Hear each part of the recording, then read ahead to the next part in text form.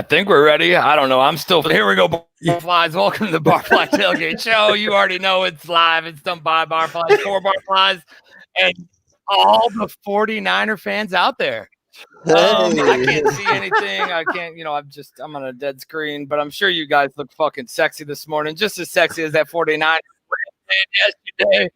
I mean, this is probably the best way of looking at you when I badge of honor. What's up, dude? Dude, yeah, I mean, the screenshots of you in slow motion are just fucking fantastic. It is Sunday, fellas. The Niners pulling things out yesterday over the Cards, giving the Bears a chance, and that's all we need is a chance to not go out and fuck this up today for us and the Jaguars. They want Trevor Lawrence. I'm sure the players there are still going to play their tails off, but I'm sure the organization is like, please don't win any fucking games. There's 2 left. Let's just fucking lose them. And next year we're Super Bowl or bust. But George Kittle, thank you so much, man. You're a cool dude. The 49ers, excellent, playing for something. The common denominator for me, I think, from Christmas and yesterday is there was a couple teams there like the Saints and the 49ers that, guys, they ran the football. And look what it did for their offense. And look what the Bears are doing right now, running the football, and look what it's doing for their offense. You've got all these guys talking about the air attack and how the pass game this, the pass game that. Run the ball. It sets everything else up for you. And this offense is clicking right now. Let's keep rolling. This is a good matchup for us with the Jags. Let's not stoop to their level. They're 1-13 right now. Let's come out and play like we're a team that's going to be in the playoffs. And when I say that, I'm saying come out just like we did against the Houston Texans. Put up some points, but don't stop putting up points. Do what the Saints did to the Vikings. Yeah. The Saints could have stopped. They could have. They had that game, but they kept going, kept grinding, kept putting up points. That's what needs to happen today for this Bears team. And then you go in next week with some confidence at home against the Packers. And all you got to do is beat them at home. You've done it before. 2018, you clinched the division on your home field against the Green Bay Packers. That's it. And you're in. That's it. Yeah, we can only hope that game doesn't. We can only hope that game doesn't count for Green Bay, because if Aaron Rodgers has a shot to knock the Bears out of the playoffs, he's fucking taking it. Dude, he's going to take a shot for sure. It would be so Bears, and that's just where we would go. All right, let me finish off this thing. Mr. Aaron Current, the bearded Bears fan. What's up, dude? What's going on, fellas? See Bobby kind of freezing and popping and locking on us this morning. I'm trying not to make any sudden movements that you guys can get as fucking screen grabs of me with like my mouth open and dumb shit.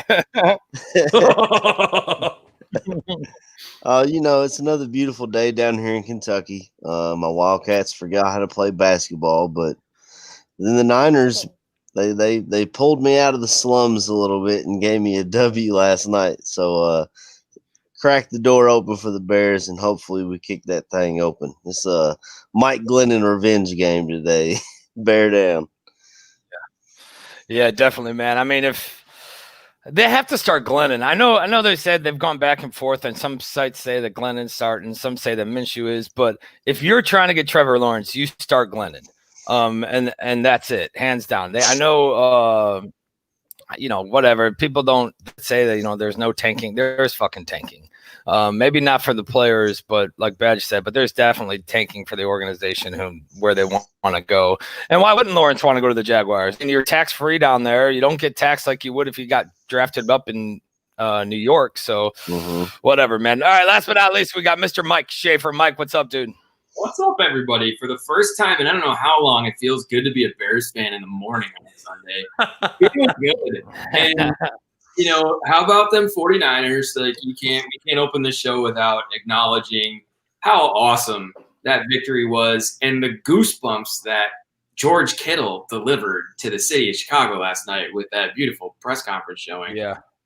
How about that stuff? And I'll also say this. Thank God for the New York Jets, because the Jets' victory against the Rams definitely is the lesson is learned. And the Bears didn't have to learn the lesson on their own, right? Mhm. Oh, what can happen? We're not – I am 100% certain that the Bears are going into this game knowing that it is certainly possible the Jacksonville Jaguars can pull off this crazy upset, and they're going in there with clear heads, not looking ahead to Green Bay. So thank you, Adam Gase. Thank you, New York Jets, for fucking up the pick. I love it. That's definite. Yeah, I'm still stuck, boys. I'm gonna head out, and you guys do your thing, and I'll see y'all in a little while. All right, so let's get into this game last week, this Minnesota game, right? So, I mean, I don't know. I think we all thought it would be close, but I was nervous, man. Having the defense on the field late, they did, they played well, but not up to their normal standards. Right. It was nice to see the offense continue to look good, put up points. That interception from Mitch late. Obviously he said in his press conference, and Nagy said it as well, something he'd like to have back. But other than that throw, I thought he played a really solid game.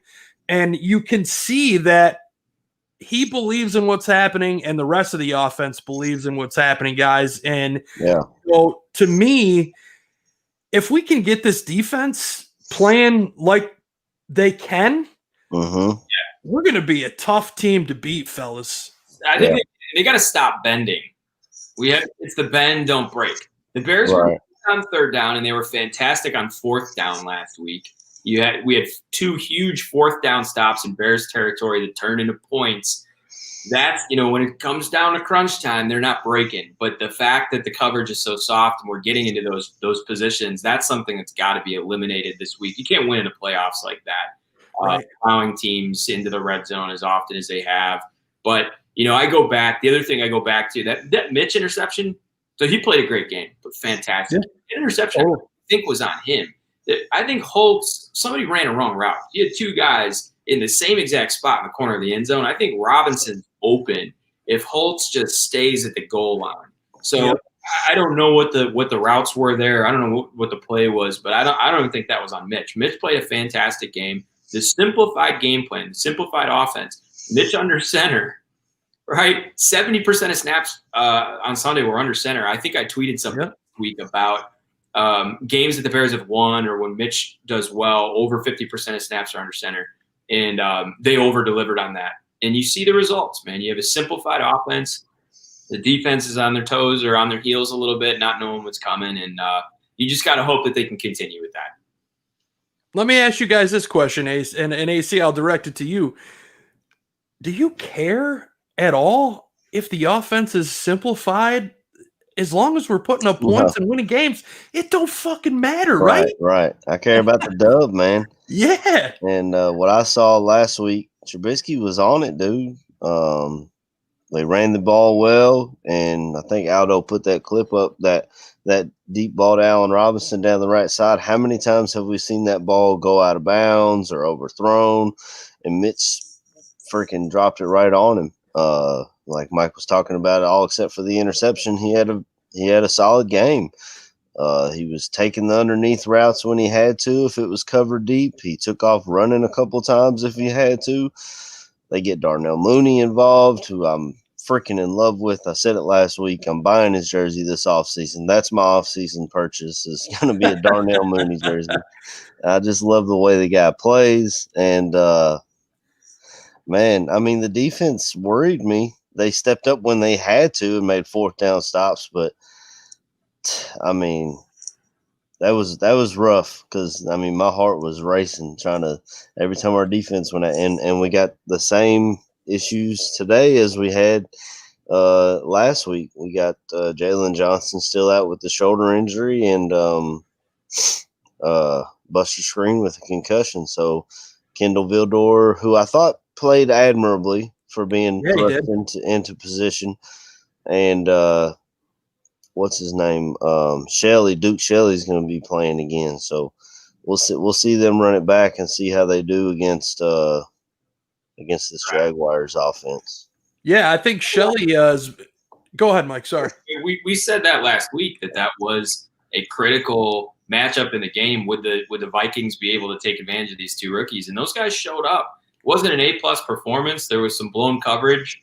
Well, Justin Jefferson's he's a great wide receiver. I mean, he put up numbers better than Randy Moss in his rookie year, and to me, I didn't grow. I mean, I saw Jerry Rice, but to me, Randy Moss was the dude when I was growing up. And I mean, I grew up in the '90s, so I guess I'm younger than some Bears fans. But I don't know, Randy Moss was always the dude when I was growing up, except for when he went to Oakland. But nobody played well in Oakland then. No, they showed up last week. They deserve props, and hopefully they'll do that again today. Yeah, Shelley, I know, nursing an injury. So I believe it was Xavier Crawford that was just brought up from the practice squad. I want to say that I saw yesterday. So I think, I definitely think Duke will play. I don't think he's a guy that he's hurt enough where he's not going to be able to play. But, I know, we talked as the show started. I touched on the Niners winning yesterday. And we've got some audio from George Kittle here talking about the win and whatnot.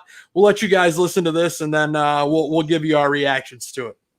I will say this. I did grow up a Bears fan, and the fact that we helped the Bears a little bit just makes me a little happier. So, dub Bears.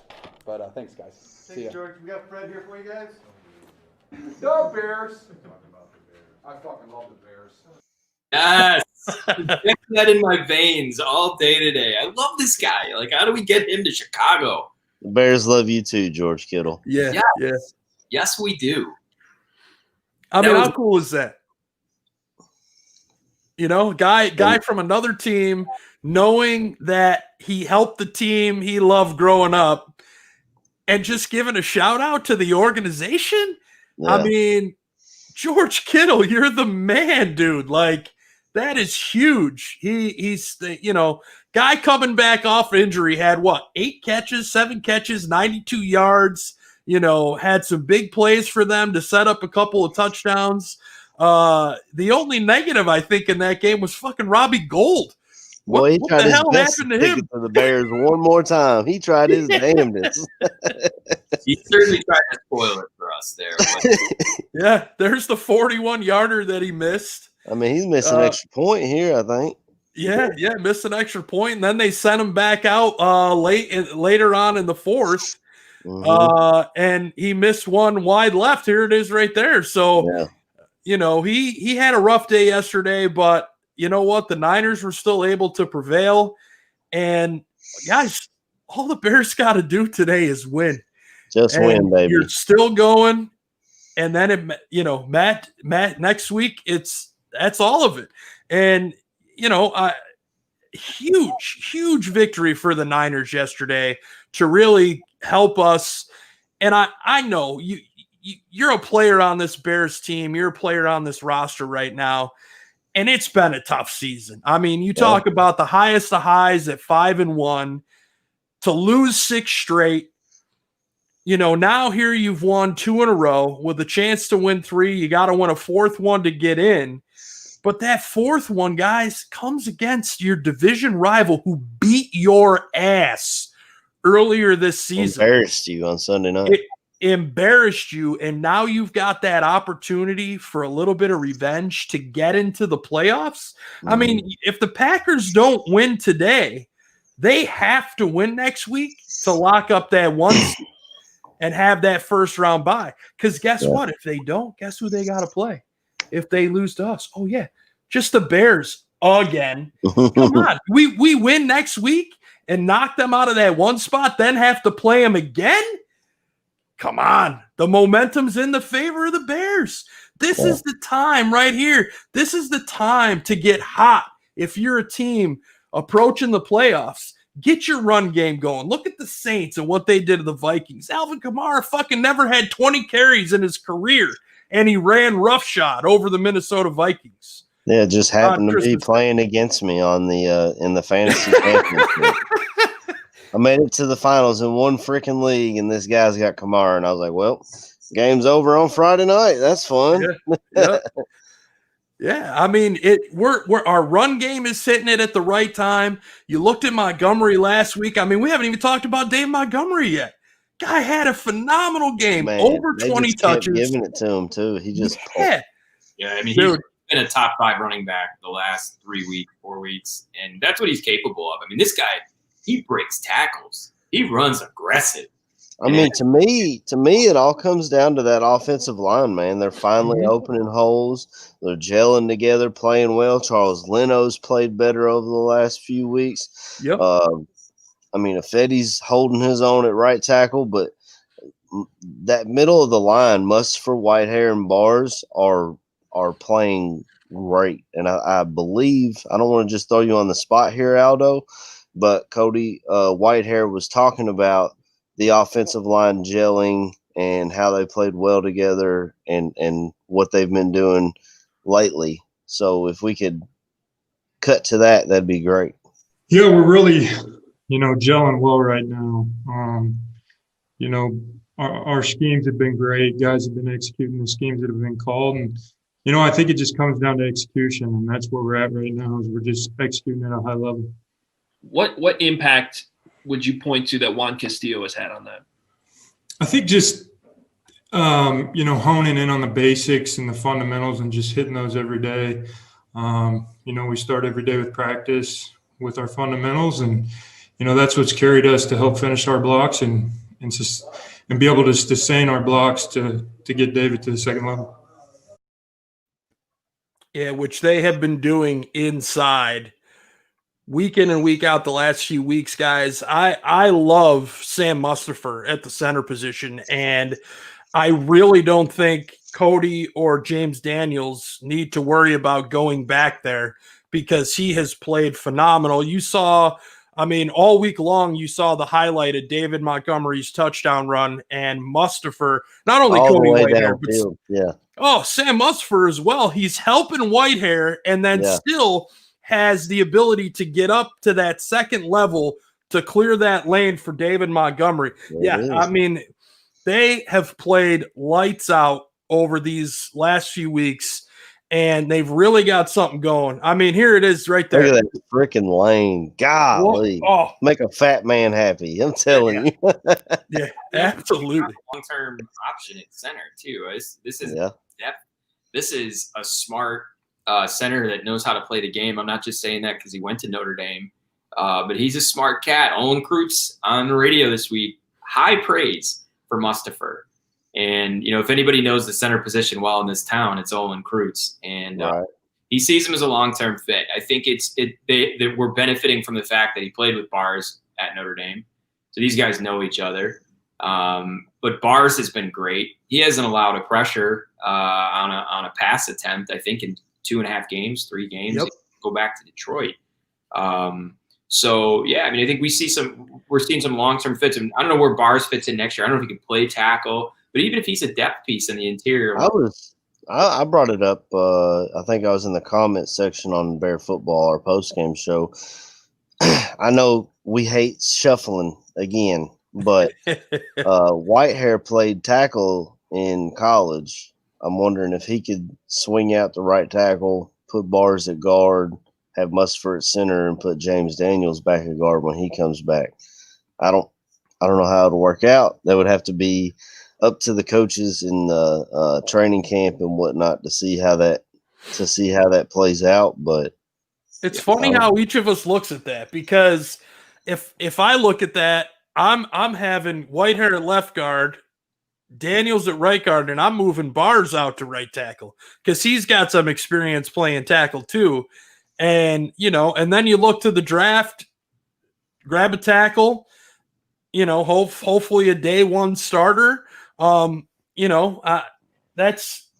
just my thoughts. I definitely think we need to draft O-line and cornerback depth, obviously. Yeah, absolutely. Yeah, I think you see where you're at, but this year is an indication that having depth on the interior line is necessary. So even if Bars is a second stringer on the interior line, or somebody else, or I don't see Daniels being a second stringer, but just the fact that you have depth in the interior line, maybe you draft, maybe there's something that's out there. There's still dollars tied up in Massey, correct? Yeah, he's still got another year, I believe, on his deal. Free agency, but if you find somebody in the draft, you find somebody in the first, second round that maybe can slot in. That was the main area of weakness this year. That we all were like, "Oh, this line, they get injured, and there they are, they're injured." And in the cream filling part of our season, the 6-game losing streak, the beginning of that, it looked like that was going to be the demise of this team. And you move a couple pieces around, and next thing you know, you're contending for a playoff spot.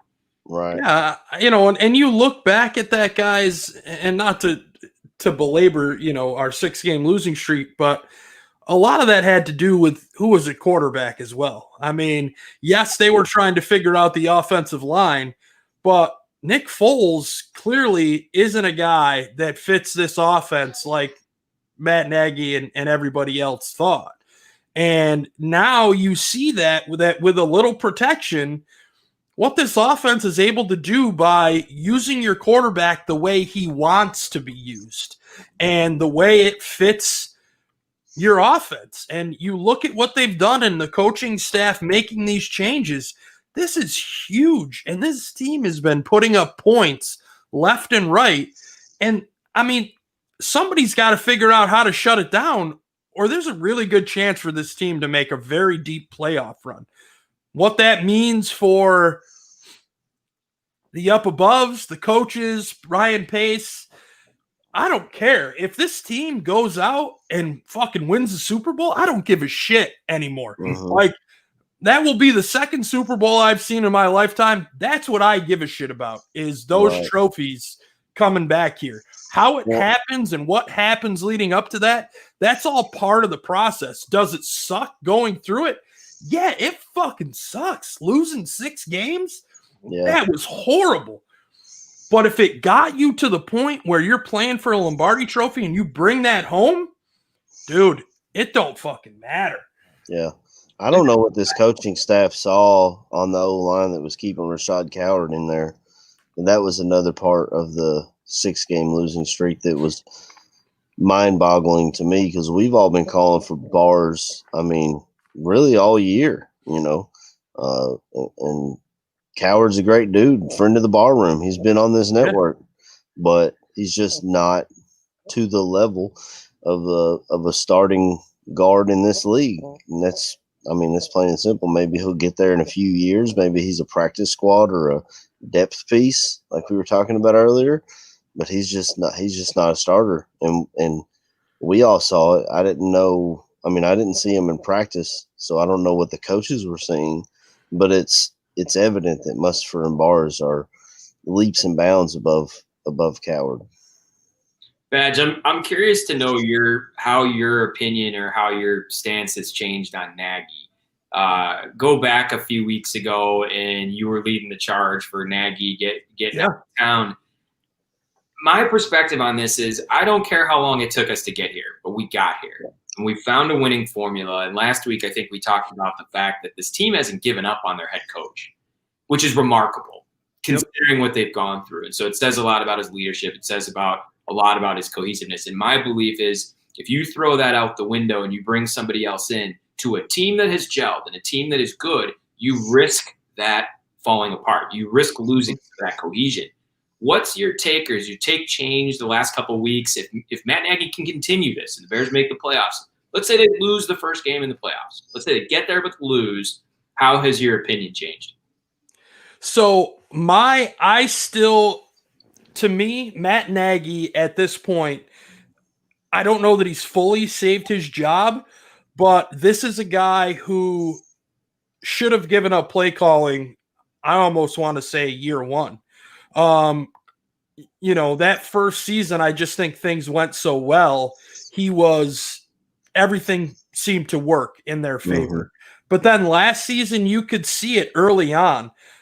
He just doesn't have a rhythm, a flow. It's almost like he's just picking things to call them. Like and Madden. now you see the change with Bill Lazor calling plays. I've said on this show, I think Nagy as a head coach, I think the guy can be a head coach. It's the offensive play calling that has hindered him. You know, you see some of these coaches, the Kyle Shanahan's, Cliff Kingsbury in yesterday's game. Those are guys that can do that. Nagy, it doesn't work for him. Now he's got something that's working. The team clearly is playing for him. The team values him. You heard Cordarrelle Patterson come out this week and say everybody has his back. If that's what it takes and this continues like this, I'm good with it. I'm good with it. As long as he does not go back to calling offensive plays. Yeah. I'm good with it. And I get it. You know, I'm a pro Nagy guy for obvious reasons. But I feel like if you come in, I mean, the reason where I understand where you're coming from is if you come in as an offensive guru, but you can't do that, you can't call plays, then, you know, what's the leadership really worth? What's the culture really worth? So I'm with you there. And the other thing is the fact that it did take us 2.5 years to get here. What's the thing that's going to take him 2.5 years to realize? You know, most of me hates to lose a guy that's early on in his career. He's got promise, and I'd hate to see him go somewhere else and be a Hall of Fame coach and think back and say, well, we had him and we could have kept him if he just would have, you know, we could have, you know, kind of helped him develop. But yeah, I was curious to hear how your take has changed. Yeah, I just think had he recognized sooner that he wasn't a play caller, I think this season is completely different. I mean, if you start out with Bill Lazor calling plays week one and they actually took the input from Mitch and what he wanted to do prior to this season, imagine how different Mitch's career might be. If they start, I get it. I get it's hey, you've got to earn it. I totally understand where they came from last week. But if you've been taking his input and he's been telling you what he likes and doesn't like all this time, and you haven't been playing to his strengths until now, to me, that's a fireable offense because you're not recognizing your players and their skill set and what they're good at and what they're not. And then you also see that with the offensive line too. I mean, yes, you have position coaches, but Nagy's the head coach. So, you know, he controls all that, and he comes out and says that. You know, I think as the head coach, he should have a little bit more of a hand in the defense. I know a lot of us had problems with him calling out the defense a few weeks ago. This is something he should have been doing from the jump. Look at Mike Zimmer. Look what Mike Zimmer does. Mike Zimmer yesterday said his defense was garbage. Garbage. That's okay for a coach to do that. It's not really that big of a deal, but because it hadn't happened from Nagy, everybody was like, holy shit. He has to have the freedom and the ability to be able to do that. And he hasn't. It's okay to do it, coach. Be open, be honest. I mean, I felt from the jump that he was going to be an open and honest coach. And then he started to turn like into Fox a little bit where I'm not going to say it. Don't matter, coach. You can do this as a head coach. You don't need to be the play caller. If you're the head coach of a team that wins a Super Bowl, who gives a fuck how you got there? Right. Doesn't matter. Well, I think it to me, it comes down to the next 2 weeks. If he can get us into the playoffs, I think his job is at least safe through the next year because that's where he's under contract for. Pagano, on the other hand, I'm tired of him. I mean, you want to sit back in zone and drop 8 against Aaron Rodgers, he's going to tear you apart all day. And if you didn't realize that going into the game, then that's on you. But just like Mike said, even through the 6-game losing streak, he never lost the players. We actually have a clip of Tashawn Gibson talking about Coach Matt Nagy. So this would be a good segue to that clip, and then we can pick up after that and talk some more about this coaching. You know, it's just one of the things where you're going way back to it's not easy to start 5-1 and it's like everything is just going right. Everything is just falling the way that things should be, man. You couldn't have scripted that start from epic comebacks to just, the way that it was going to go on a 6-game losing streak and for it to look like the house is on fire. For a guy to stay that poised and in each week, man, it just he never changed. He never wavered. It wasn't he was changing or his attitude and the energy that he was putting out was different. He came in with the same attitude, the same mindset, man, the same energy that he did when we was 5-1. And I think that guys took notice to that. And when you have a guy like that, you want to win football games for him. You want to play hard for him. And obviously in a 6-game losing streak, man, things just wasn't going right for us. So obviously, man, him at the helm, him as the leader of this team, it just was, he was able to just continue to stay poised, man. And I think people fed off that. And, if he's not panicking, why should we?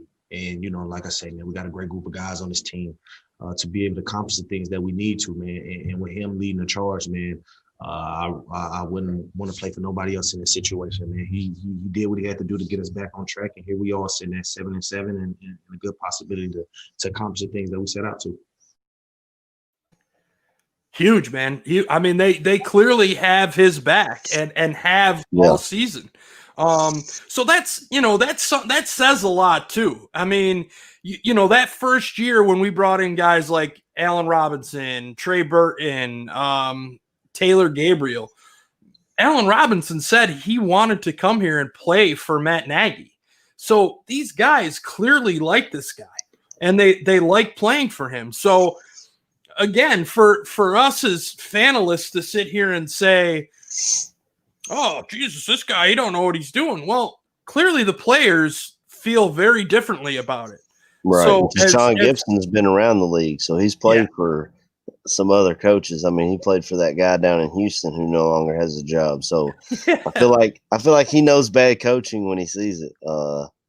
And I was right there with you, Badge. I had my pitchfork and torch out a couple weeks ago, and now I mean, how can you fire a guy if he takes you to the playoffs? We still hear about Lovie Smith getting fired after a 10-win season all these years later. I don't see how you can fire a guy if he's able to turn it around and get all these players to play hard for him, regardless of how the season plays out. Yeah, I agree. And I think it would be wishful thinking on a lot of Bears fans' parts if they want him out of town, considering, regardless of, let's say we don't even make the playoffs, considering the circumstances that surrounded 2020 and the way they've made decisions in the past, it is very unlikely. Yeah, financially, the way the McCaskies are going to look at it is they've lost money this year anyway. Yeah. I don't see them paying two coaches. Yeah, that's the other thing too is, God forbid we go out and fall flat on our face today, because I mean that's not good. And then if it happens next week too, I mean, if you get through today and then you get to next week, you cannot go out against Green Bay and do what you did the last time, because I think if the defense had been called a little bit different and they were we talked about it. Well, I was sick as shit, so I didn't even watch a game, but we talked about it prior to saying how you have to get pressure on Aaron Rodgers. It's a known fact. If you pressure a quarterback, look what the Niners did to Kyler Murray. Tampa Bay showed you the blueprint. Yep. Tampa Bay, exactly. The Niners yesterday, they had no Bosa. They had guys on defense other than Fred Warner who they came off the street and were hitting Kyler Murray. Kawan Williams, who had a big game yesterday, I think he played here at one point, did he not? I feel like I remember that name. Or maybe he played somewhere close to here, but I feel like I remember that name, Kawan Williams, when his name kept popping up. And speaking of Pagano, I know we've got some audio here from Pagano, and we'll have Aldo go ahead and drop that in. Well, I always credit the offense, for executing and doing their job.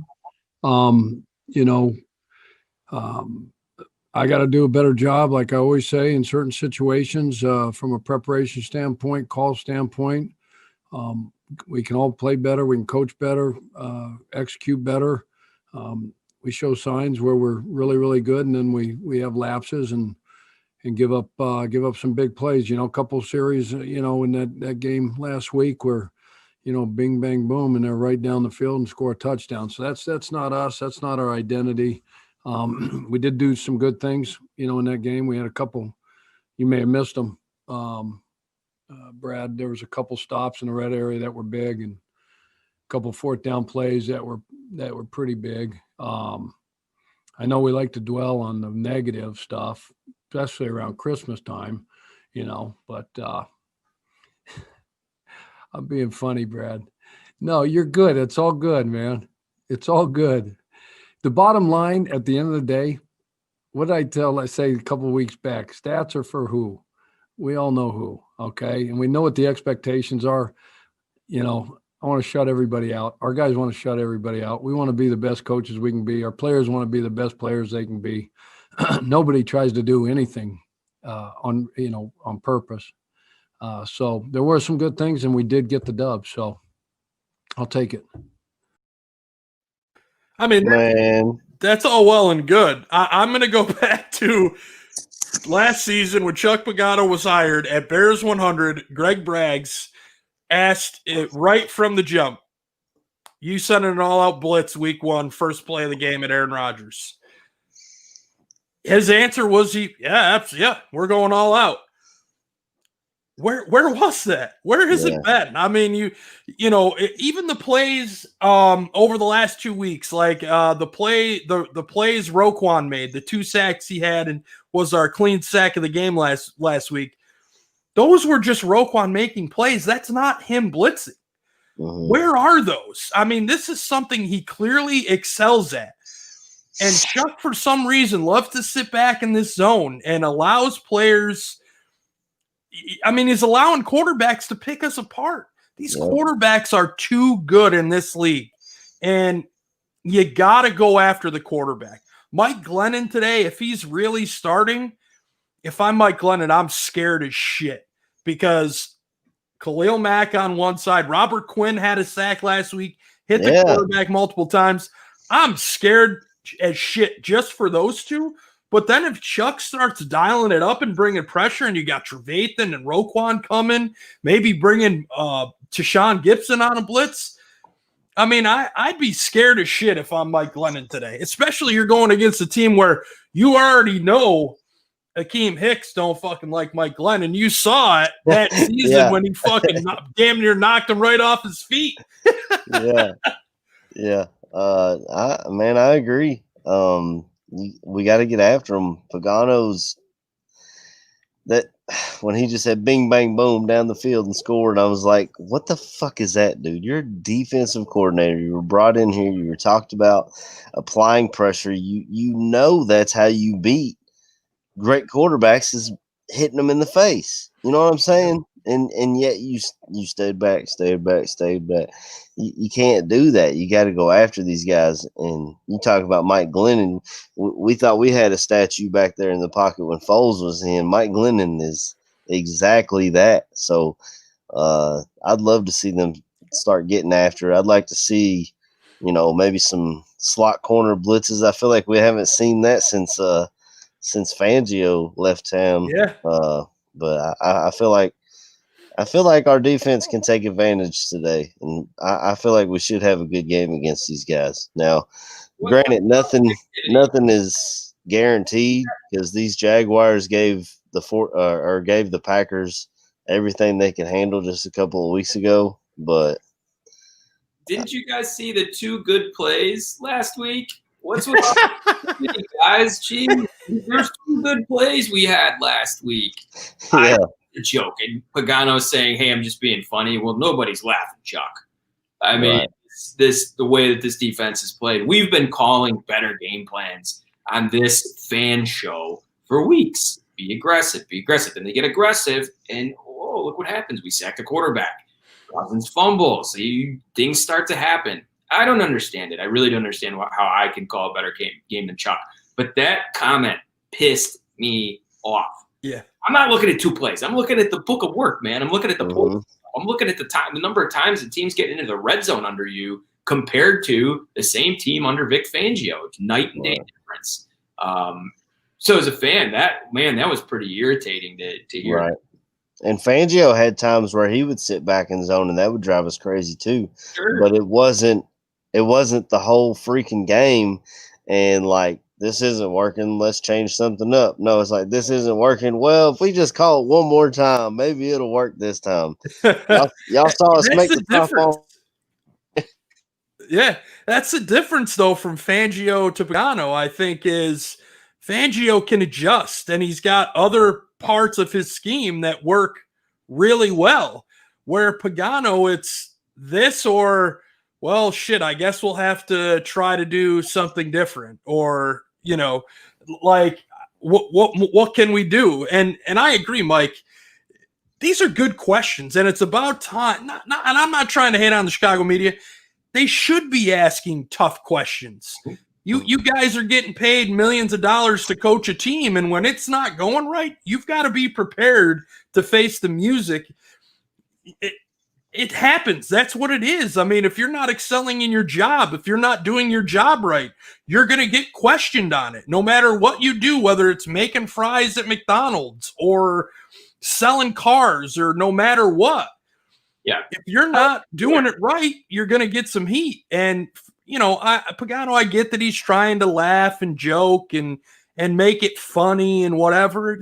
Good for him. You know, great. But you guys had a 6-game losing streak and your defense was giving up pretty much 400 yards a game. Now, not throughout the entire 6-game losing streak, but over the last couple weeks, it's been rough. Yeah. So, struggle. Yeah, and tell us what you learned from this. Tell us how the game plan is going to change. You know, tell us the details, but tell us what you learned. Don't patronize the media for asking a good question. It's, you know, we've seen this defense just continually. The coverage is just so soft, the zone coverage. Like Eddie Jackson once was a promising Pro Bowl caliber safety. We haven't heard his name much this year. Yep. You know, they've taken him out of this defense. He was a guy that in 2018, the way he was used in Fangio's scheme, he was the ball hawk.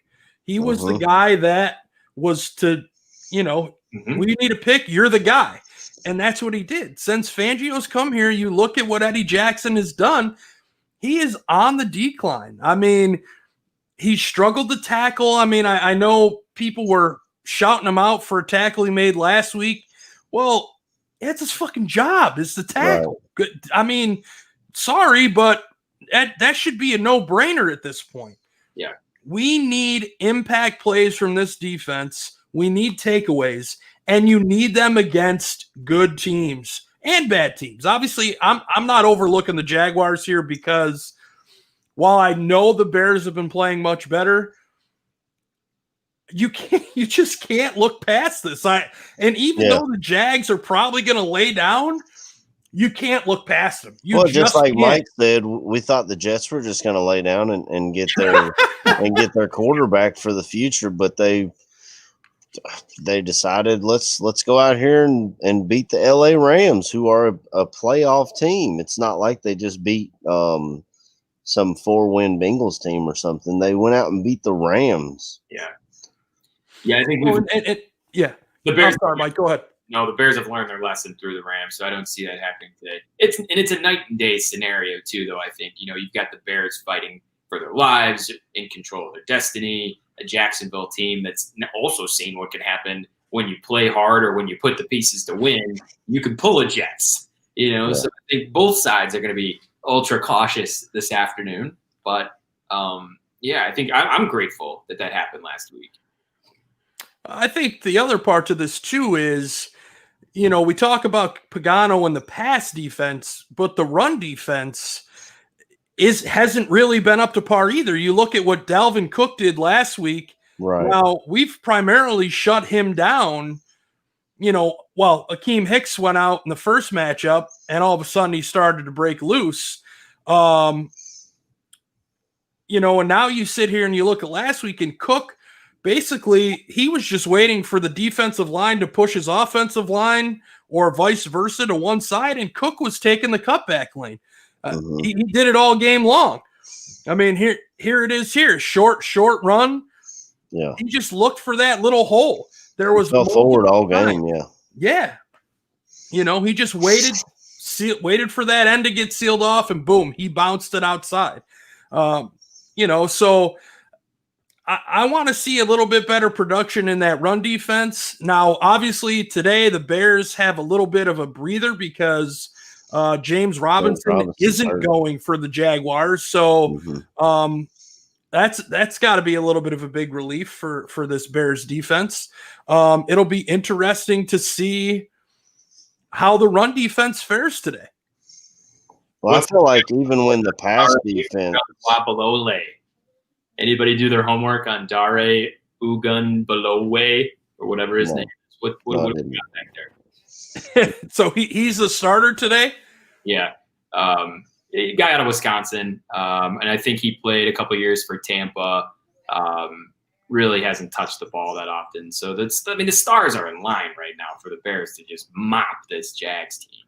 But, yeah, I'm just kidding about Dare Ugunbalowe because I did write down, Darren, what the fuck is his name? Yeah, it reminds me of Joel E.A. Booniway, but you know, being that he's on our roster, it's a little bit easier for us to say it because we've had to learn it over the years. Somehow he acquired the nickname Iggy. Yeah, pretty straightforward, right? So we were talking about Matt Nagy earlier. We've talked about this team, and you know, you can tell they're playing with a little bit of oomph. You know, they recognize what's in front of them, and we've got a little video of Nagy talking about the team swag. I would say yes.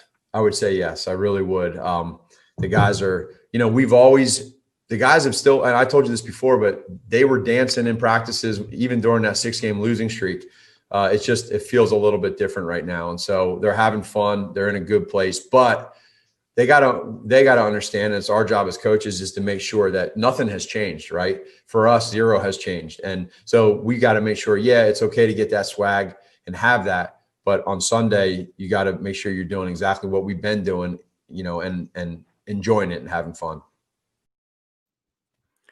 Well, I think they're actually having fun again. I think that was missing for a little bit. And, you know, even that Detroit game, yes, granted we lost, but you could tell the team was energized. And Nagy felt it, you know, in the pregame. And you can see it now a little bit. And I get it. It's got to be hard to do, especially whether you're home or on the road and not having fans in the stands. It's got to be hard to get amped. But I think these guys are doing it. I think they recognize what's in front of them, and they've got a perfect opportunity. Now, today in Jacksonville, they believe they have fans in the stands. So it should be pretty normal. They did have some earlier this season. I haven't looked to make sure they still have fans in the stands, but I'm pretty sure they're at like a 15% capacity or something. Yeah, they do. They do. And I think a lot of them are going to be wearing blue and orange, to be honest with you. They travel well. And there were a lot of Bears fans in Tennessee. And I do expect that you're going to be probably 50-50 Bears fans, Jags fans. So that little intangible might give us a little. But Bears are also coming yesterday too. Just like us as fans, we woke up this morning and we're like, 49ers. The players got to have that feeling too. They don't have to scoreboard watch during the game. That game is over. And they're in a video game for the first time as a sitting in a playoff seed right now. And you got to hope that maybe the defense, right? You know, because I think the offense has been playing with a ton of swag lately. The defense, not quite as much, a little bit here or there, but maybe today we get that extra oomph from the defense. Maybe Eddie Jackson makes that tackle. We've been berating him about. Or that pick. Maybe a pick six if we're getting bold with a prediction.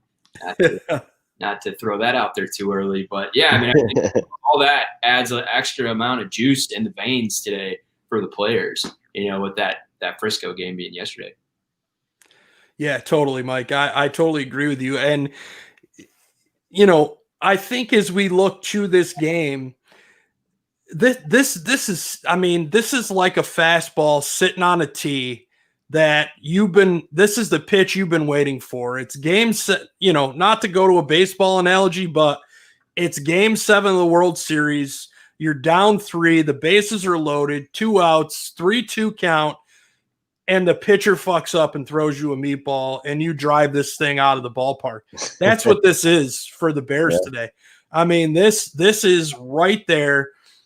You win this game, it comes down to the team you hate more than anything in your home stadium with a chance to possibly take the number 1 seed away from them, depending on what happens to them today as they play the Tennessee Titans.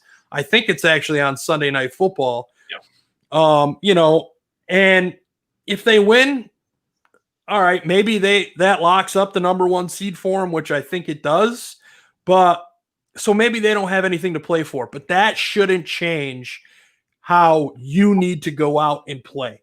It shouldn't change it at all. It's win out and you're in. Yes, some other things can happen where you get into, but you've got to control your own destiny. And it starts today at 1 p.m. with this game against the Jaguars. You got to ball out today. Yeah, I totally agree. And, I don't want to look ahead, but I'm looking ahead. And I think just like everybody else, I would rather the Bears not to have to face Aaron Rodgers, who just hates the Bears. But part of me kind of wants me to beat them at their best. I don't know, like what's wrong with me for wanting that. But, to go to the Super Bowl, ultimately, if we make the playoffs, you're going to have to get through them anyway. So, let's be – I'm not going to worry about it. I'm not going to look ahead.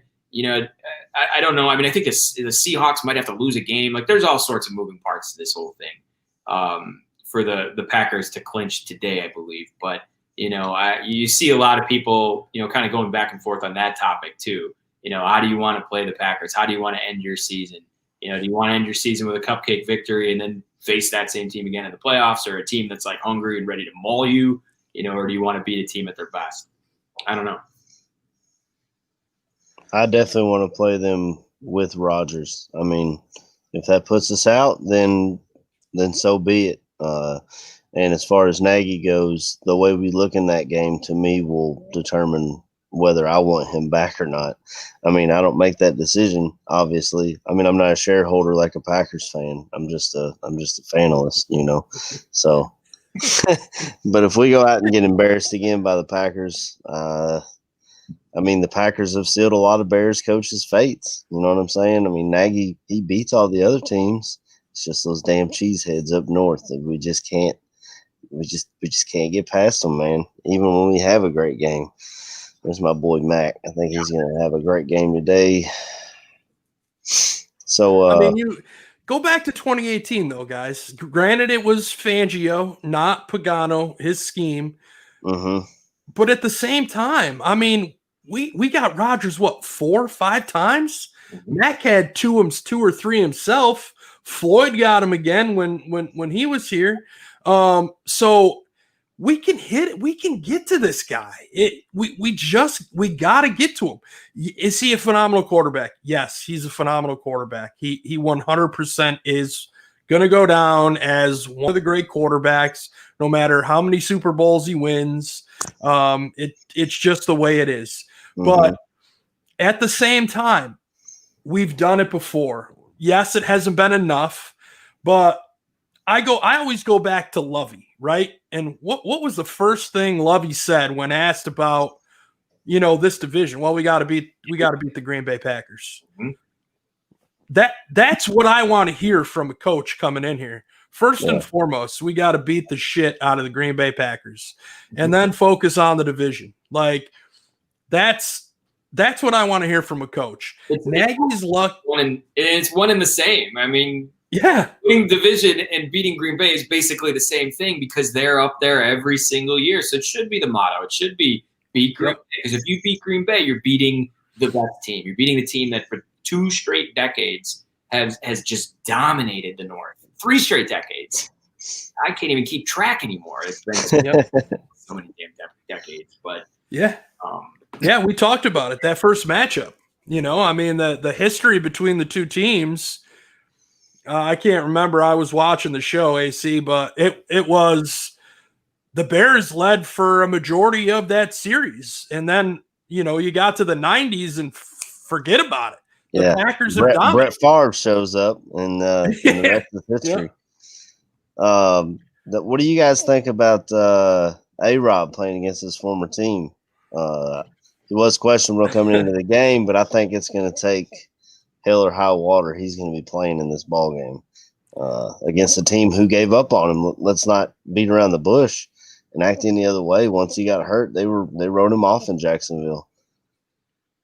I don't think it's a revenge game for A-Rob. Just listening to him in his interviews, A-Rob he's a chill dude, man. He don't care about, he's coming back to play his old team. There may be people around that area that he still knows and that he's, you know, friends with and whatnot. To him, I don't think I was listening to somebody today. The Glennon family running across the field. Ready for the game today. Stretching out. I was watching that prediction show this morning before we came on, and one of the guys was talking about a revenge game for A-Rob. I don't think it's a revenge game for A-Rob. Yeah. I think he's going to go out. He's going to take this like any other game. I think he'll have a great game. And then you've got the Glennon revenge game. And you know, I don't see that shit either. Mike Glennon made $30 million off the fucking Bears organization. What does he have any piece of fucking revenge for? He knew he stunk. He knew he wasn't going to fucking last long here. They had just drafted a quarterback with the number 2 overall pick. He knew if he stunk, he was going to get benched. Mm-hmm. And that's exactly what happened. Mr. fucking knee fumble, for God's sake. I agree, but I think a lot of the Jacksonville coaches are still around that were there when A-Rob is there. So I'm kind of hoping they pay a little extra special attention to him and open up Mooney. You know, maybe they focus on a guy that you know doesn't necessarily see it as a revenge game. But yeah, I think I agree with Badge more on that one. Where A-Rob just doesn't seem like that guy, like that wants to get back. But you never know. I tried to set the stage. Back. Look who's back. Look at this guy. I don't know if this thing's even working, man. I took my daughter's Chromebook. I was trying to use that. This piece of shit ain't working. Dude, I'm about to break about 12 things in this house and see. I'm pretty sure I'm still freezing. I don't know if I'm freezing or not, but I've been listening and sitting behind the scenes kind of. But I don't know. It's A-Rob's first time going back to Jacksonville, right? Yep. I know they played him here, in Chicago in 16.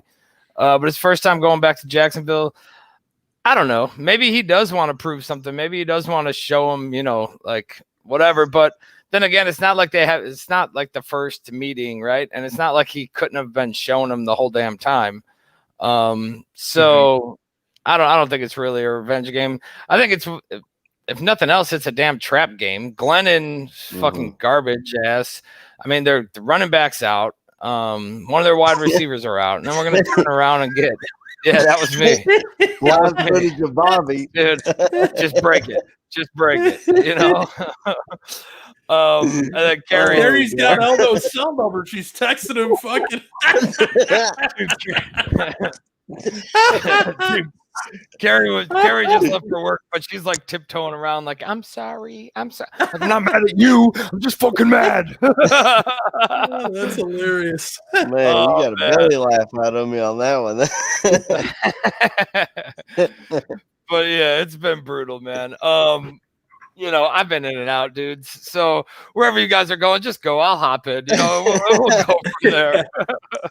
Well, we're talking about this Jacksonville game, Bobby, and you know, we were just talking about A-Rob and whether or not it's a revenge game for him. You know, we've heard the revenge game for Glennon, which I don't think any of us really think it's a revenge game for Glennon. I mean, he's left us. He went to where the Raiders and then who the fuck Arizona, else? Right? Arizona. Yeah. And I think he went to Arizona first, then to the Raiders, now over to look at Glennon's one of those players. He doesn't have to fucking do anything to be in the league. It's obvious. No, he hasn't done anything. Yeah, he hasn't done anything anywhere. Maybe he's, I mean, we don't know. Maybe he's like wise in the quarterback room. Maybe he helps young quarterbacks somewhat develop. He doesn't play football. Like, we know that much. He was a hell of a backup in Tampa Bay. Yeah. So, I mean, quite possible, you know, that he was there for that reason. But, and then the Minshew thing, but now they're just tanking. I mean, neither of these guys, Minshew probably will, but Glennon's not going to be on the Jaguars next season. And he's basically putting out there, you know, they're throwing him in there to go lose. The thing is, this just Bears, don't win this game. Yeah, that's probably what they're telling him. And I mean, the thing is, Mike. Even with them missing their, you know, their top their running backs, their backups, and I heard Mike mention what's his name earlier. We'll just call him Ogun. Ogunwale or Ogunbawale. That dude's had 4 carries this year. You know what I mean? Their backup running backs collectively have had 11 carries. Yeah. And it's just like, it's one of those games where it's just setting up perfect for us to fucking shit the bed. They battled well against the Vikings. They battled well against the Packers. I think the Packers game was a 24-20. That's all they beat them. Yeah. And this game, I mean, Jacksonville's won their first game of the season against the Colts, and they've dropped every game after. So do they have something to prove? Can they come out and be the San Francisco against us? Can they come out and be like, hey, Chicago's in the playoffs. The only thing we really have to play for is the players, I'm saying, is to spoil their playoff chances. Now, the owners are like, whoa, slow down. Fuck, what are you guys doing? Yeah. Like, you're going to kill us here if you do that, right? But yeah, I don't know, man. I just hate that it's one of those games. And then I don't trust this Bears team. We've all been, you know, we're the beaten dogs, man. We've all been beaten enough that something gets close and we start wagging our tail and we end up getting a damn boot to the side of the head and thrown backwards again. And then everybody wants the whole team fired. And this guy sucks. That guy sucks. And whatever. And I don't know, man. I know this whole line has come together really nice. I love another fear that I currently have, and I know we're not talking about it right now, but Lazer's come out and done great, man. And he's basically making himself a resume. It's quite possible that there's only 2 games left in this season. Has Laser got himself a job somewhere else? Has he changed his offense enough to not be here next year? I think that's a possibility. But obviously, let's just go with what's in front of us right now. We got a clip of Bill Lazor if you want to kick to it, Aldo. So really, that's during the week for the whole staff as we go through balancing what we do best, what we think hurts them, and what are the matchups. And the fact that you have, I mean, really what, you know, A-Rob has a lot of great qualities, obviously, and you all know him. You've known him longer than I have. For a guy to be this productive, he has to, right? But one of the great qualities he has is his intelligence. I mean, his football intelligence as well as his just overall intelligence. I mean, you guys spend time talking with him. This guy understands football. He can adjust. He has ideas. He understands the leverage of players. He understands how plays work. I mean, I've heard him talk to Mitch about, well, if such and such happens and they do this to my route, you're going to have Anthony Miller wide open. Like, he understands the whole play. And so because he's like that, you really, and you brought it up in the question, you can put him in all different spots and find different ways to get it. So he allows us during the week game planning to really have maximum flexibility. Yeah. I mean, A-Rob, we all know, is a baller. I mean, he's a playmaker. You've seen what he's done, you know, this season. Already over 100 catches, already over 1,000 yards. I think his touchdown numbers are down a little bit. But, you know, he's a guy that's going to have to get addressed in the offseason, unfortunately. You know, clearly he's not going to get a contract at this point. But you clearly recognize by what Bill Lazor just said how valuable he is to this team. Mm-hmm. Is that a guy you want to see walk out the door? I don't think so. Now they've got themselves in this predicament. I mean, you can't. Do you franchise tag A-Rob and then you don't have nothing for Mitch. You're gonna have to work something out for him. If so, you're already stuck with Foles for next year. And if Mitch has obviously performed under Laser, so this is just a bunch of miscues and mismanagement, I think, and letting this shit hang in the winds. Like they went and extended Tariq, and well, they didn't really have a choice with Mitch. I mean, nobody here was like, we need to pick up that 5th-year option. Nobody was saying that. So yeah. The A-Rob thing, they could have gotten that. They could have gotten that figured out when both teams, the team and the player, wanted to stay. And now it seems more and more A-Rob is going to be out the door. I mean, he'll never come out and say that publicly, but they could have knocked that one out. But as far as the Mitch situation, nobody. If they would have picked up the 5th-year option, that would have been it would have been the laughing stock of the NFL. You know what I mean? Yeah, they still could have did some sort of contract deal, I think. But I guess, in the long run, looking at everything, there wasn't enough confidence. But I'm just saying, like, we're going to be out of a. I mean, I don't know, maybe not. There's a lot of things that could be done, but the A-Rob thing is definitely concerning that they didn't go out and try to keep him around. And I don't know what it does for the other players.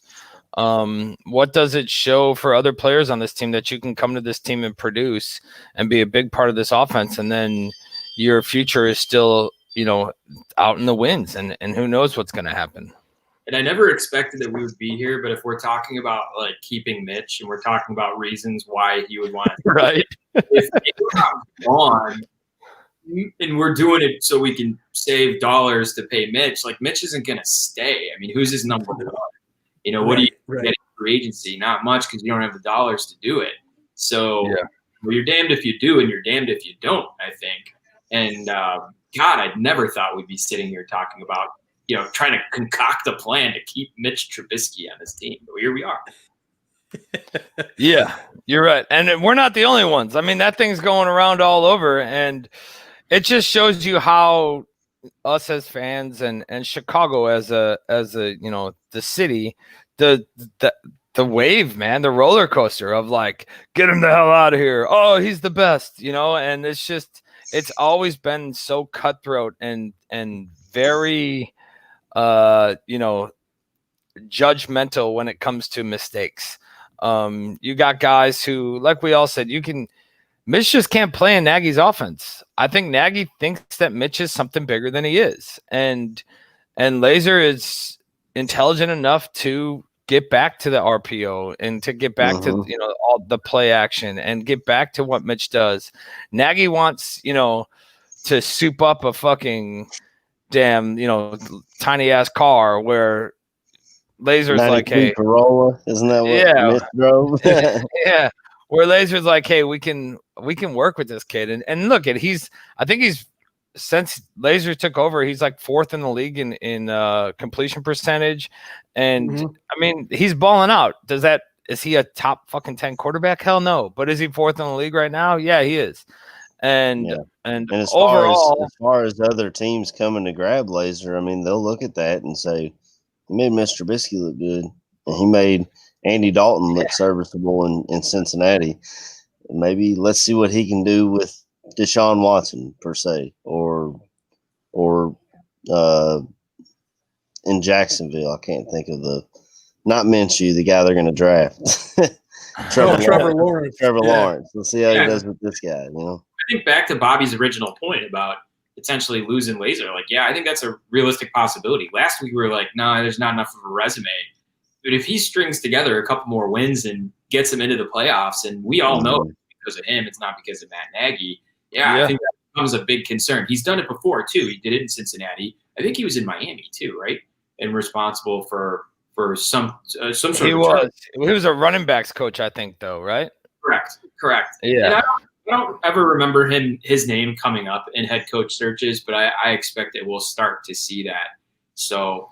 Well, it's a win now league, guys. It's a putting win. Up 30 points a game. There's no way he's not going to be brought up. I mean, it's what have you done for me lately? And that's what gets guys contracts. I mean, you look at Laser and what he's been able to do with Mitch. You look at Mitch and what he's been able to do.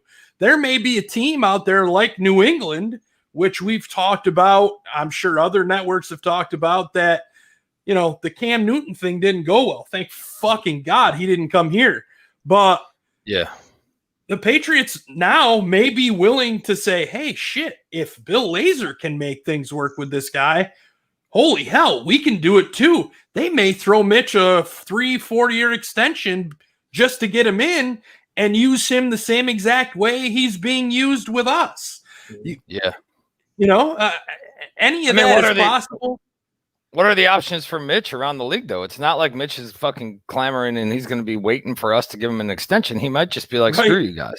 Like I've been telling you for the last couple of seasons, you never took my advice. And then these last 4 games or these last 6 games, whatever it ends up being, right? Then hopefully it's 9. But either way, like you finally took my advice and then we turned around like, no, I'm done with you guys. And I think it was either NFL Network. I forgot where I heard it, but if the Bears if we put up 30 points today, this is the first time that we've had 30 plus points in 4 games in a row since like 1965. Yeah. Wow. Like I mean, I know that there's stats and I know that there's numbers, whatever, but it's the first time that we've scored 30 plus points 4 games in a row since 1965. That's Bill Lazor. Like that's a resume bullet to throw on there. I think before the Green Bay game, as I was starting to do a little bit of homework and prepare notes, I was looking at I don't know, I forget what team it was, but I was looking at that threshold of 30 points per game. And I was thinking to myself, God damn, if the Bears could ever get to a point, what would that be like as a fan that your team can score 30 points a game? And here we are, like 6-7 weeks later, and it feels damn good to know that this team can take the field today and put up 35 points. It's realistic. 6 weeks ago, 7 weeks ago, that was like, you kidding me? Like, what are you saying if you're telling me this team can put up 30 points? It's like we've watched 3 seasons this year. You had the 5-1 season, then you had the 0-6 season, and even at the tail end of it, we could see the offense kind of picking up. Yep. And now you've got the 2-0 season where the offense is just on fire and the defense is doing just enough to squeak by. Unless the reverse lines. I'm gonna call this the reverse Oreo season because the cream fillings have been on the outsides. It's been roller coaster. Yeah, it really has been, and I just want to see us now continue the loop-de-loop. Like we're freaking clicking on all cylinders. We get that defense righted around. And now I want to see what this is what the team, if this defense gets righted around, this is the bar that they should have been at the start of the season. Mm-hmm. And I think we're starting to see that. I think this is what has been expected here. You know, you get through year 1 with Coach Nagy. You're 12-4. You go to the playoffs. Obviously, you lose first round. Parkey makes that kick, and you know, we've talked about this ad nauseum. That changes a lot of shit. And that makes your team that more presentable to people in the offseason. So maybe you draw interest from players that we probably weren't even talking about on the show that could come here. So then you go to last season and, you know, from the jump, things, you know, didn't start off well. And it kind of just got progressively worse to this. Holy shit, we started 5-1. Nobody expected us to be 5-1. We may have expected it as fans, but no experts predicted us sitting there at 5-1. Then we go on the 6-game losing streak, and those experts are like, yeah, see, we told you. We knew this fucking team wasn't worth the shit. So now you're to this point. You've got to continue doing what you're doing to play to the strengths of your team. We've got a kicker, so we don't have to worry about missed kicks and things like that. Cairo Santos has been lights out. Yeah. Please continue that. It's the defense at this point. Let's get that figured out. And I don't give a shit who's got to speak it into existence. If if Chuck Pagano's sitting here watching me right now, Chuck, get out of fucking zone, dude. Send your guys. Fucking make these teams force the quarterback to beat you. Don't sit back and allow them to just pick you apart. Let's get it together. And there's a good shot for this team to get into the playoffs. It's all right in front of them. Let's take that opportunity. It's here. Yeah, I mean, I totally don't mind the zone as long as there's a blitz in front of it. That's the system that the Steelers ran for years. You know, for years and years they ran the zone blitz scheme, and it's an intricate system. It's difficult for a lot of defenders to get down, but it works. You know what I'm saying? So, yeah. Yeah, I know. I just seen what we had up on the screen with the Bears getting into the playoffs. Final two games are split in the last two contests, and Cardinals lost in the Rams next Sunday. So, yeah, we do. We have the tiebreaker with the Rams, or not the Rams, with the Cardinals. We basically need to win this game. I mean, I know it's one game at a time and this and that, right? But right now, winning this game, if we lose this game, that's it. It's a wrap. Forget it. Yeah, and it's over with. With a win in Jacksonville, we increase our odds to 84%. And then it's looking like we pull the 7th seed, right? I think there's still one way we can get the 6th seed, but there's a lot of shit that has to go down. The 6th seed would put us against the NFC East, which would be fucking phenomenal. Right. The 7th seed puts us, as of right now, against the Saints. If somehow the Packers and the Saints flip positions, then the 7th seed puts us against the Packers for the first game of the playoffs. So it's potentially you could play the Packers back to back, or you got the Saints, right? Or if miracles happen, I think there's like one crazy way where we can end up against the NFC least in that first game of the playoffs. Which I think Tampa would have had to lose yesterday for us to get that spot. Yeah, we could have got the 5 seed had the Bucks lost. We because we would have held the tiebreaker over the Cardinals and the Bucks, where we could have got the 5th seed. But them winning yesterday, it makes it a moot point. Gotcha. I thought there was still a way that we can get in, that we could be up there. I could be totally wrong, but I thought there was some sort of scenario where we could take the 6th seed. I don't know, whatever. Because the first seed gets a bye. The first seed gets a bye.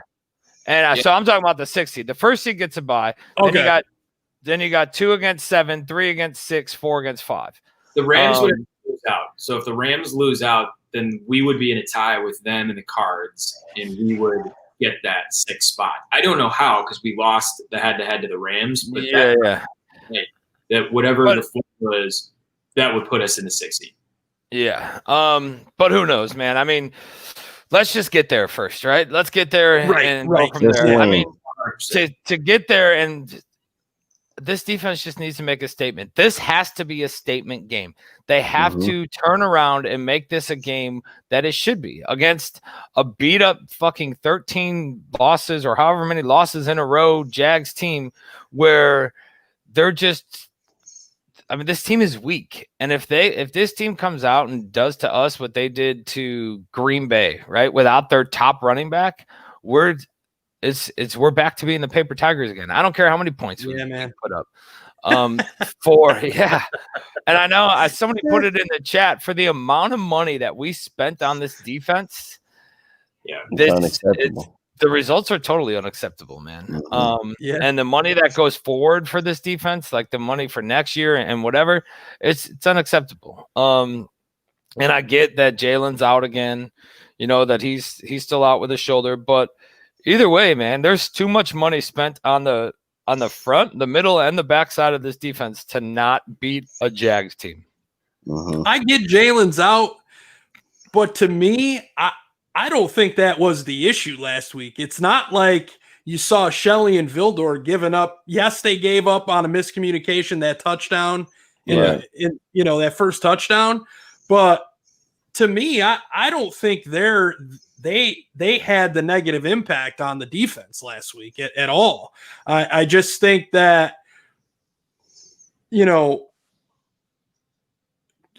the thing, I love Kyle Fuller, guy I don't want gone. but you look at the way he plays off the ball, and he makes it too easy sometimes, especially in like 3rd and 4, 3rd and 5 situations. He's 16 yards off the ball. Well, I mean, all I got to do is go out and run a hook, and I weigh 300 fucking pounds that could run a hook and catch a pass in front of Kyle Fuller. Come on, get aggressive. Like, I get it. He may be more comfortable playing off the ball. I get that he breaks on the ball very well, but he hasn't been making the impact plays, just as Eddie Jackson hasn't been doing. It's been our defensive line and linebackers and our special teams that have gotten the turnovers recently. So something's got to give. If that means you've got to man up, let's man up. I don't understand the fear in that, especially now when your offense is averaging 31 points a game. Chuck, you can't be afraid now that your offense can't score. They can. They absolutely can. So let's fucking go. Yeah. I in the chat, man. It comes down to coaching. Fuller and Eddie Jackson were studs under Vic Fangio. And they've got the players, and the money's tied up in good talent too. I mean, Robert Quinn needs to wake the F up. Maybe last week the strip sack helped him do that. See if he comes ready to play today. But the talent's there, and the money's in, players that have proven themselves before. So I think it does rest and lie on coaching. Get the best out of your players. Know the situation. Know how to line up. And that's all on Pagano, but he wants to make jokes in his press conferences. So yeah. Bing bang boom. Yeah. Yeah, it is all on Pagano. I mean, running that defense, having all those pieces, you would think with his experience and with the amount of years that he's been in the league, that he'd be able to, I guess, dissect these other offenses, right, and know what works. And you would see different schemes coming and different blitz styles and that. I think he's definitely been a letdown. I think he gets by with the talent that's on this team. And if all that money wasn't spent on this defense, you'd have lost a bunch of those games because you wouldn't have had a star player here or there to change the game. So I think that defense is very they're just I wouldn't say underutilized, but they're just put in the wrong positions. He's like Nagy.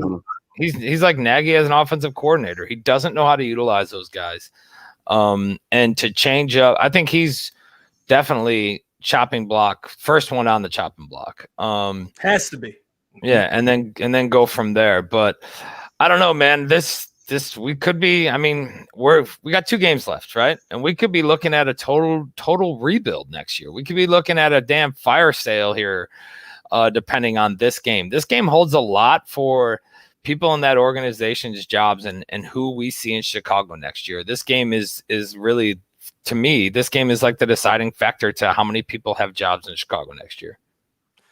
Yeah, I think if they lose this game, I think you just see, I think the McCaskey's hand is going to be forced, and you're just going to see him just cut everybody. Yeah. I mean, isn't it freaking crazy though, and just aggravating that we're talking about the potential of losing a game against Mike Glennon and a damn team that's only lost 1 game this year. Like, that's the amount of confidence that this team, look at the top players and the stars on this team.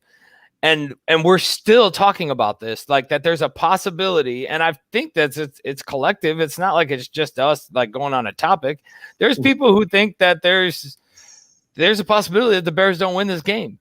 And I don't know, man. It's just to have this amount of talent and these players to even talk about possibly the Jaguars losing their second game or winning their second game of the season. It's ridiculous, man. I just can't see it. I know a couple Jaguar fans that one a family member, one a coworker, and when I say diehard Jags fans, these guys are diehard Jags fans. Fucking I know. Yeah, I know damn well if the fucking Jags were to win today, I might have to actually call 911 and send them to their house because they would just fucking have a heart attack. Yeah, they would be fucking distraught, and I wouldn't blame them. I sit here and say I want to win every game. Well, if I'm Yeah. 1-13 and have the chance to draft Trevor fucking Lawrence or Justin Right, Fields right. or any one of these other top quarterbacks, I'm going to tank. Yeah, If I got one win with 2 left, fuck it. Right. I don't want to win. I want the quarterback. I want to improve my franchise. I only knew one Jags fan when I was in the Army, and he was a diehard, like you were talking about. But he was a Gators fan too, so he was like, college football is way better than pros, and I'm like, yeah, I'd say that too. I'd say that too.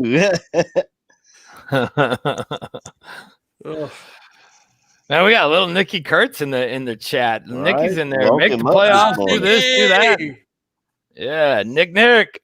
All right, boys. What else? I mean, you guys know I wasn't here for half the damn show. Where do we go from here though? What's the even if we win these games and make the playoffs, and I think Mike or maybe AC posed that question earlier. We make the playoffs. Are we still cleaning house, or are we confident in this team that they've found out what they're doing now and going from there?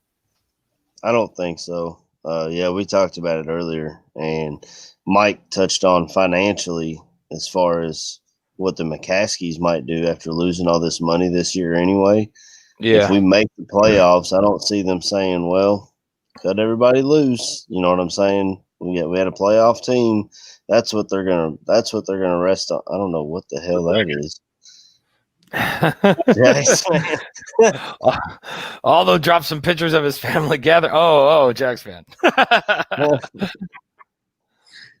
Yeah, it changes, man. I mean, you die for this roster. You do anything to put a roster like this together where there's still a window to win. So if this makes the playoffs, and even if they get smoked and blown out in round 1, especially if we beat Green Bay to get there, they're not blowing this thing up. There's no reason for them.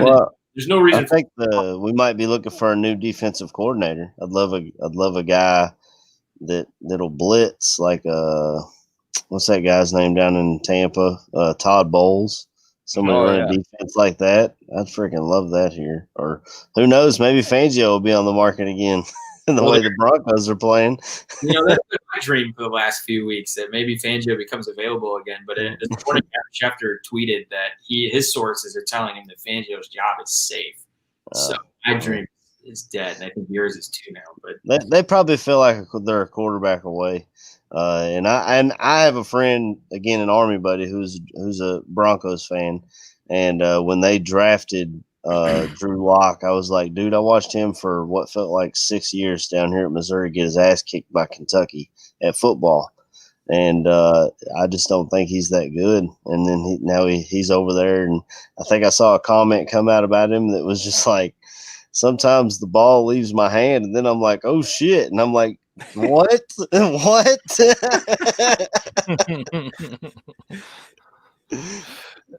Man, well, let me throw this in here real quick. I mean, we're talking about balls in hand, so let me throw this in here real quick, just because we got a new line of things coming, and it's just a happy New Year's from our sponsor, Manscaped. We got New Year's right around the corner. Look at those things, man. Manscaped is the best in men's below the waist grooming, offering precision engineered tools for the family jewels. And here you have, to help clean your balls. And this whole New Year's, is the tools for the job, man. Spoiler alert. To 2021, hairy nuts are still fucking disgusting. Step up into the new year with the Manscaped, 3.0. Get the perfect package, get all that shit going. Get yourself there. Look at that. Look at some ball preserver, some crop preserver, the essentials package. You can go to manscaped.com, use code BARROOM20. Come out of quarantine looking fresh, and maybe you can pick up something like that. I mean, hey, I got to throw something in on this, Bobby. Go ahead. What you got? If you're not a manscaper, that's completely up to you. But every man should have a nice cologne, and Manscaped has made this cologne called Refined, and I've been wearing it lately. My wife absolutely freaking loves it. So even if you're not a ball shaver, Manscaped still has stuff for you. They got a good cologne and a good the crop preserver helps with chafing and stuff. If you work like I do in a factory, chafing is an issue. So, even if you don't shave yourself, they've still got products for you over there at manscaped.com. That's right. The first week of January, Manscaped is going to launch the cologne. So that's something that you can't even go to the website and get yet. The January 12th will be the cologne launch, and I'm telling we all got ours. And I agree with AC. That shit is awesome, man. But January 12th will be the cologne launch. And we'll have a bottle of that to give away to you guys. We got a precision package we can give away too. Let's start that later today, and we'll do a little raffle for a precision package. And one of you guys in the chat are going to win that thing. And we'll get that going for either the first playoff game or our last show of the season, because we're not going to the playoffs. So we'll get that thing going, but get over to Manscaped, get 20% off manscaped.com, use code barroom20 and, get everything you need for your boys, man. And that's it. That's it on the bar or on the Manscaped thing. Get over there now, barroom 20, and get it going. Damn jungle. Yeah, you're right, Nikki. Well, we'll get Nikki something too. Get Nikki something a little special. All right, let's roll this thing. Let's go. Yo, I gotta turn that thing off. Could you guys hear that thing ring? Yep, every time. Yeah. So we got one of those ring things for Christmas, right? And the doorbells. There's currently motion detected at my front door. So maybe somebody's coming to get some Manscaped. I don't know, man. Maybe they're listening outside. Yeah, let's wrap this thing up with we got some bold predictions, score predictions. If you're in the chat and you got some bold predictions, score predictions, throw them in there. You know what? Let's do this. If you got score predictions, drop them in the chat. If you're correct, we'll send you an Allen Robinson signed football. So you're in the chat, drop your score predictions, get them in there. If you're right on a score prediction, just straight up nail it. We will send you a signed Allen Robinson football. So let's kick this thing over to Mr. Aaron Current and go with your bold predictions, score predictions. All right. I think the Bears are going to score over 30 points for the first time since 1965 for 4 games in a row. And I think that Mitchell David Trubisky has a balling ass game today. I'm talking 4 touchdowns, maybe one on the run and 3 through the air. I think he tears his defense apart and shows he shows up and comes to play and working on getting a contract, whether it's here or somewhere else. I think the Bears blow out the Jaguars today, 41-17. Bold prediction? That was the Mitch 4 touchdowns. You sure? I mean, isn't that a given against this Jaguars offense? No. All right. Let's go over to Mr. Well, damn. Let's go over to Mr. Mike Schaefer. Bold prediction, score prediction. What you got, man? It's kind of funny. I at nighttime, I'm thinking of scores, and then when we do this show, everything just completely goes out the window. Yeah. Like last night, I'm thinking, man, can the Bears cover? Will they cover? Jags playing these close games. Well, here's my bold prediction. My bold prediction is that Jacksonville is not going to score today. I'm channeling KB right now, and I think we're going to pitch a shutout. So, all right. Talk about the defense and Pagano being worthless. Does it get bolder than pitching a shutout on Sunday afternoon? So I'm going to go, shutout. And for the score, let's go Bears 34. So, AC, you get your 30 points, and Jacksonville 0. Dang. Sweetness. Yeah, we might have a Jags fan in the chat, but Daxery Williams. So I'm taking pictures of all your guys' score predictions just so we have them all. He's going 35-30 Jags. Yeah, there it goes right there. I'm just kind of doing this so I don't have to go back into this chat later and try to find everybody's predictions and that I have them all. But either way, that's if these guys are on Twitter, they could go to the Barfly Tailgate show and DM it to us, right?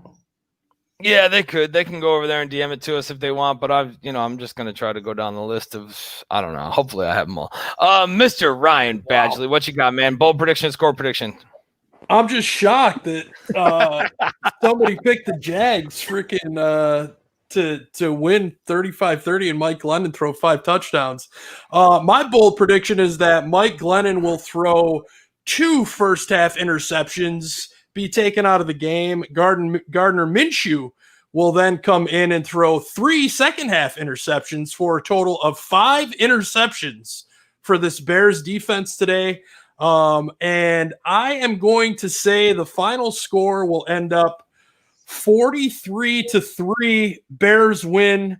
The Jags will get a field goal, but the Bears defense shows up with 5 picks. Fuck it. I'm going to say they return 3 of them for touchdowns. Damn. Holy shit. That's some bold prediction. All right. So this is what I'm going with. I'm going with a 2 bold prediction. Montgomery, 200 plus on the ground. I'm saying that he's going to take it to him, go 200 plus on the ground. I do think that our defense is going to eat today. But I'm going to leave my bold prediction with the offense and David Montgomery. I'm going with the final score of 38-13. Bears win. And I don't think we'll see Minshew at all. I think it's just going to be Glennon out there. Unless Glennon gets injured, it's going to be Glennon out there doing it because this Jaguars team, they're trying for that first round pick, man. They're trying, or that number 1 overall pick, not first round, but number 1 overall. And I really don't think the Jaguars are, with losing their running back, right, and with everything going on for them, I think this is a layup game. And that's what scares me about it. But I'm still going with big win for the Bears. And we just got to get it, man. We got to get this. We got to get next week. We got to keep pushing. Obviously we're here. Obviously we're here thanks to the Niners, right? But whatever, man. I mean, either way it works out. They came out and won their game, and now the Jags have a chance to spoil our season. So if that's the only thing they have to play for, in the player sense, that's what it is, man. Shout outs around the room. Mr. Mike Shafer, any shout outs that you got, man? I'd like to thank the city of San Francisco and George Kittle for comments. It really made me feel pretty good on Saturday night leading into game day.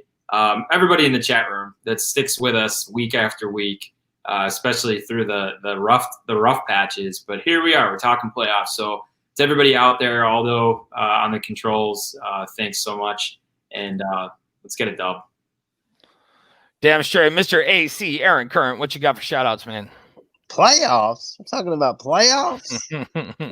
Shout out to everybody in the chat. Shout out to y'all for letting me come on here every week and do my therapy session. Shout out to KB. We miss you, brother. He didn't make it this morning. And so, I mean, if we lose, then we know the issue was that KB wasn't here and Mike. So we're going to have to figure that one out. Yeah, that's all I got. Shout out to everybody in the chat. Shout out to all the Barflies. And shout out to y'all. Merry Christmas to everybody. Belated. Yeah, definitely. Merry Christmas. Happy New Year. Shout outs. Let me start with, and I know we kind of been talking about San Fran, and I don't know if you guys hit it earlier, but get over on Twitter and check out Mr. Greg Braggs Jr.'s site. He's given away a signed autographed Peanut Tillman jersey. We shared it on Twitter earlier with a donation to University of Iowa Children's Hospital. You can get in that little raffle that he's got going for the jersey, so check that out. Signed by Peanut, man. Peanut Punch jersey. Why wouldn't you want it? Nice. Otherwise, shout out to my kids. These kids, there's a guy who sleeps in his truck over in the parking lots around here of the stores and all that. And they came to me the other day and asked if they could, either it was last week that came to me, if they could either, forego a couple of their things or do something, or if we can put something together for this guy. So, went over there, got the guy a couple nights in a hotel, to the Days Inn and your staff over there. Thank you. We know the owners, and they gave us a couple free nights, and they're taking care of the nights. We got the kids threw together about $200 in groceries and that. So, shout out to them, and I'm just proud that they, they're older, but they make these decisions, and makes you proud of everything. And then shout out to all you guys, and appreciate everything from the bar room, from Mr. Gandia, and everybody in the chat for sticking with us and doing this thing, man. It's really something special, and hopefully next week I won't have these computer issues. My screen might have a crack in it from where I hit it with the right cross earlier, but hey, whatever. That's just the way it goes. But appreciate all you guys. Thanks for listening and everything like that. Let me kick it over to Mr. Ryan Badgley for your shout outs, man. What you got? Well, I want to shout out your kids as well, because that's pretty fucking awesome. Yeah, raising decent human beings over there, Bobby. Yeah, man. That's I don't know how, man. And I want to shout you and Carrie out because you did that shit. You guys raised them, and you guys are great people, man. And I love doing this with you, Bobby, Mike, AC, Aldo. Thank you so much. The chat, man, you guys always fucking bring it. We love having you interactive with us. It makes it so much fun, seeing your comments come up. We appreciate it greatly. Shout out to Jamie Dragani, the ball girl. Can't thank her enough. She does so much. I know it's just a football, but what it means to us and the players. I mean, Sam Acho, every time he posts a video now, you can see that badge of honor ball behind him, because he's showing it in his video. And that's why we give these to these guys, man, because we want to show them how much we respect them for what they're doing. And it's just respect for us, for them showing it off. And we appreciate that greatly. Aldo, I can't thank you enough, man, for holding down the controls and, producing the show as well as you do. And everybody else at the Barroom Network. Don't forget, tune in to Bear Football at halftime today. And also for the post-game show, you don't want to miss that. John Buffone, Tyler Ellis, Aldo Gandia on that show. And, let's get this fucking dub. Let's beat the shit out of these guys today. Let's do it. Absolutely, man. We need to go out there and just destroy them. And then also, if you're in the chat still, I know we're wrapping it up. Go over to audacia.com. Check out their stickers. We got a whole load of them coming in that we're gonna give away to you guys.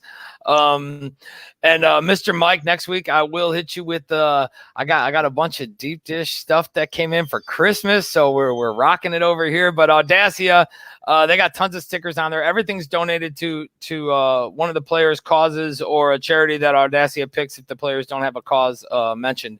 So get over to Audacia, pick up some of their stickers. And yeah, you're right, little Nikki. Let's open up Club Dub. We'll open up Club Dub today. Let's get this thing going, and we're going to leave you guys with a fat-ass bear down. Bear down. Bear down.